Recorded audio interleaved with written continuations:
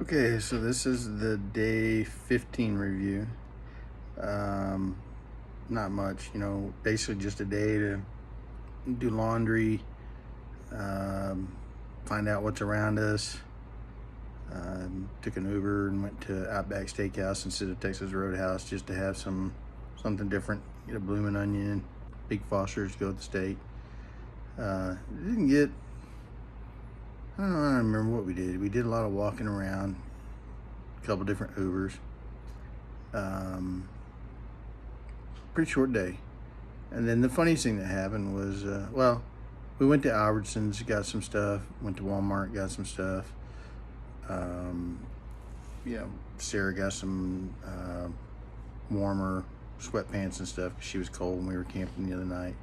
So we got to do the people watching local wildlife at Walmart, which is, yeah, you've all been there. You know what it's like. Anyway, just fun. And then we were walking back from the Albertsons near the hotel, and there was a nail salon. And Sarah just kind of jokes like, "Well, you're gonna go in there and get your nails done?" And I stopped and thought, you know what?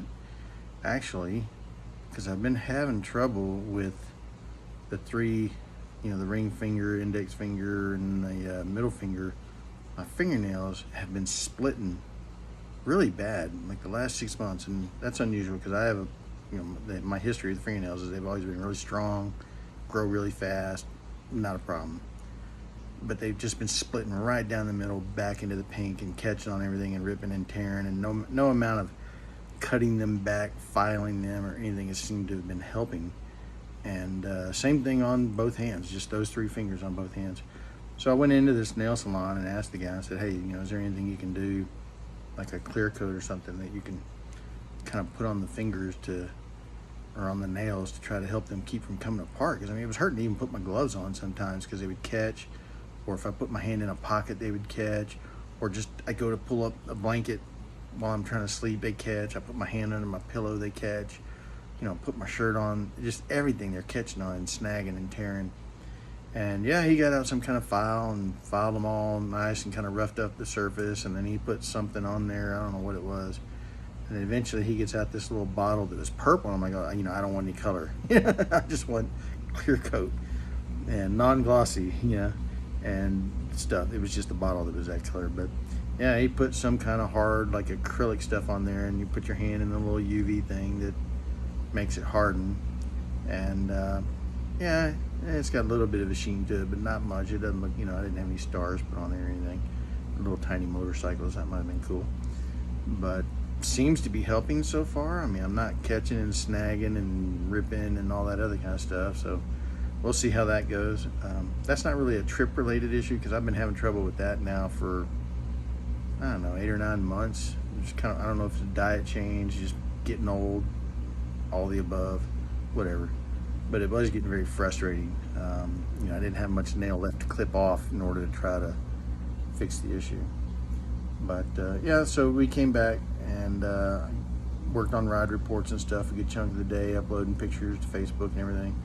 And then I did find a dealership, believe it or not, a KTM dealership, Carl's Cycle Sales, over in kind of the northern area of Boise, that is actually open on Mondays. So, we're going to get up early in the morning, load the bikes up, and try to get there right when they open and see if they can't get us taken care of and figure out what's going on with Sarah's brake stuff, and hopefully get us back on the road a little quicker. I was kind of thinking we might be here till Friday, but if these guys being open on Monday, we might be able to get out of here by Wednesday, maybe even Thursday, just depending on parts and how bad things are, especially for Daniel's bike.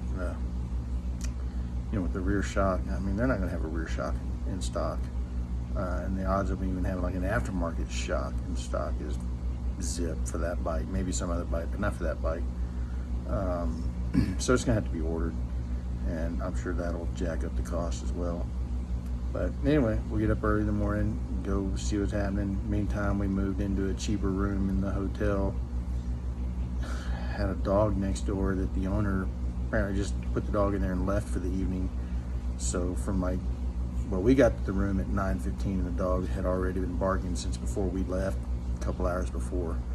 And it was a big dog. It wasn't like a little yapper. It was a wolf, big dog.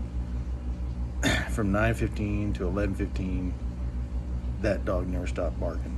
I mean, he barked non-stop. And there was another person across the hall or down the hall that was getting a little agitated about it, yelling at the dog to shut up and stuff. And called the front desk and said, hey, look, I don't know if you're aware, but you may have a situation up here soon if you don't do something about this. And they couldn't get a hold of the owner.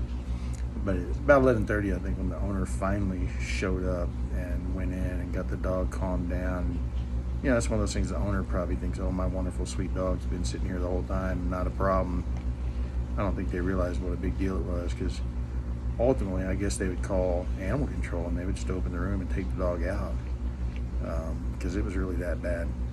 So that was nice to get that resolved. And it's not the dog's fault. It's the moron that just leaves them there for hours by themselves, because, dogs are needy. So anyway, we finally got that taken care of in time that we could go to bed. So we're all in bed. Sarah's the last in bed. She goes to turn out the last light. This light right here in the corner behind me. The funniest thing in the world is that when that light got turned off, she turned around, and I don't know if you'll be able to see it here on the video, but right there above the lamp, I don't think it shows up very well, but can you see letters on the wall? H-E-L-P in glow in the dark. Yeah, glow in the dark, invisible ink. She wigged out. Daniel and I couldn't stop laughing. She didn't think it was that funny. She was like, I can't sleep now, But with the lights on, it's perfectly invisible. I'm sure the people that work here and clean have no idea it's there. But it looks like it was written with like a shoe polish type applicator. It's that size font and everything. It just says help. And that I don't know why that was so funny, And then, of course, I was like, well, it's a good thing it didn't say, like, red rum. And they're like, what? I was like, yeah, okay, that reference is lost on them. But anyway, it was just kind of a funny way to end the day. So we'll see what happens tomorrow. Good night.